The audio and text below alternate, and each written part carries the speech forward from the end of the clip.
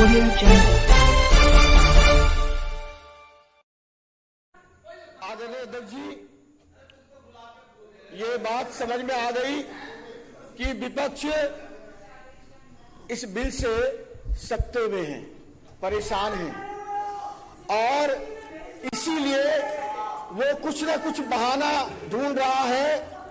देखिए, आप डिस्टर्ब मत करिए, आप एलओपी हैं, फिर हम भी करेंगे डिस्टर्ब। फिर आपको हम कह रहे हैं आप सकते में हैं और ये बात अध्यक्ष जी ने आपके प्रति उदारता क्या दिखाई, अध्यक्ष जी ने आपके प्रति उदारता क्या दिखाई, आप उसका फायदा उठाने की चेष्टा कर रहे हैं। माननीय अध्यक्ष जी, आज अभी एक सदस्य कह रहे थे, विपक्ष के एक विधायक, कि हम हरीश जी, एक विधायक अभी कह रहे थे कि हम तो अब भी रो रहे हैं। ठीक कहा उन्होंने, शराब और शिक्षा मंत्री का जो कॉकटेल था वो ऐसा हारा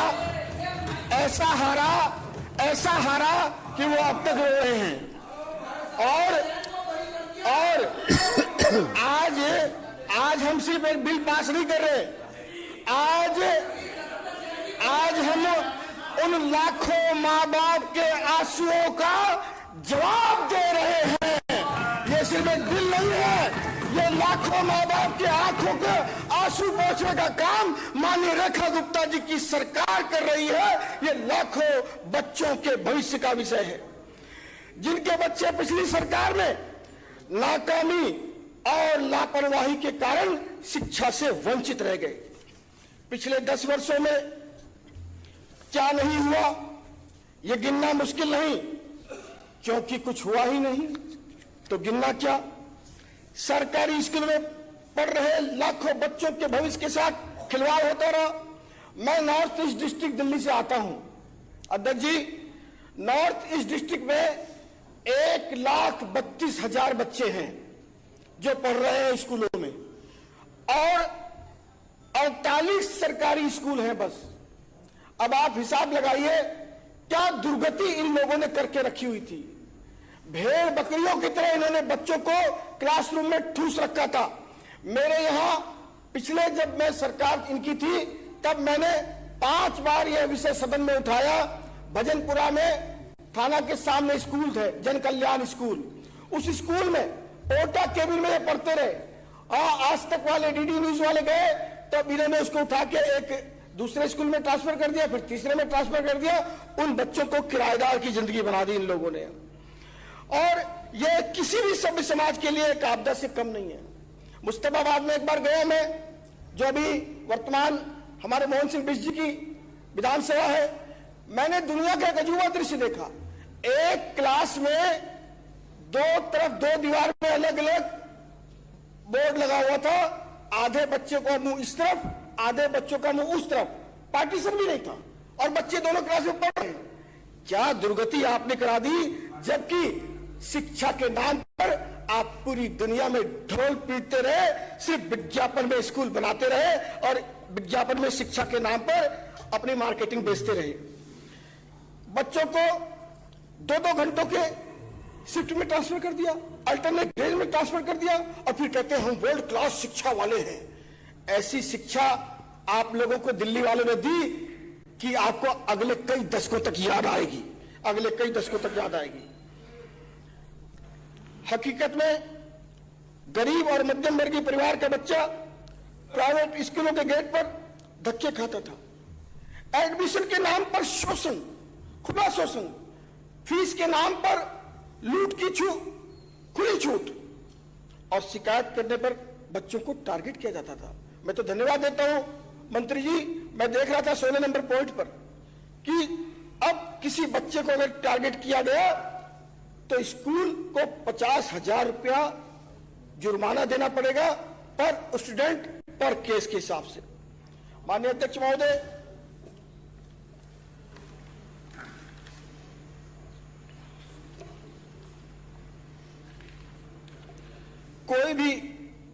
ये कोई आइसोलेटेड घटना नहीं थी, ये एक संस्थागत अन्याय चल रहा था जहां सरकार आंख मूंदे बैठी थी और प्राइवेट स्कूलों को खुली छूट मिली हुई थी।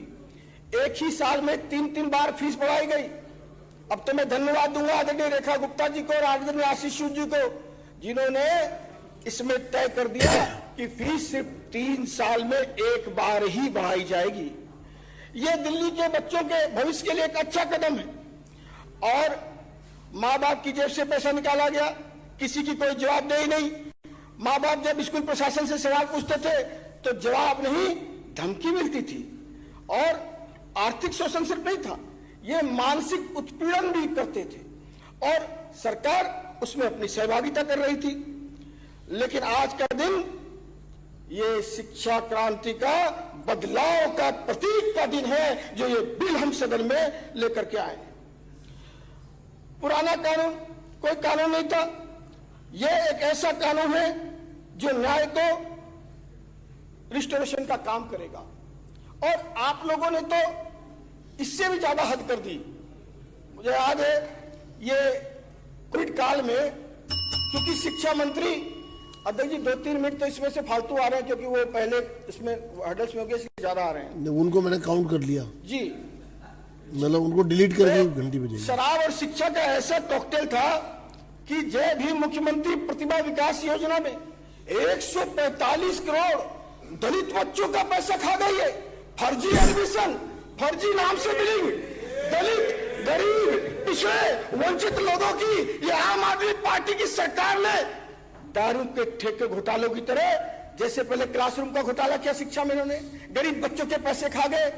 35-35 लाख में क्लासरूम बन रहे थे इनके, इनको शर्म नहीं आई। और अब तो एसीबी जांच कर रही है। अभी तो अरे छोड़िए, आपके मंत्री जेल गए थे, अभी दोबारा जेल जाने की तैयारी है। और वो भी कितने असंवेदनशील थे आप। कोविड काल में जब दुनिया सांसों से लड़ रही थी, तब आप दारू का भ्रष्टाचार कर रहे थे, दलित बच्चों के पैसों से आप खिलवाड़ कर रहे थे। 145 करोड़ का, शर्म नहीं आई आपको?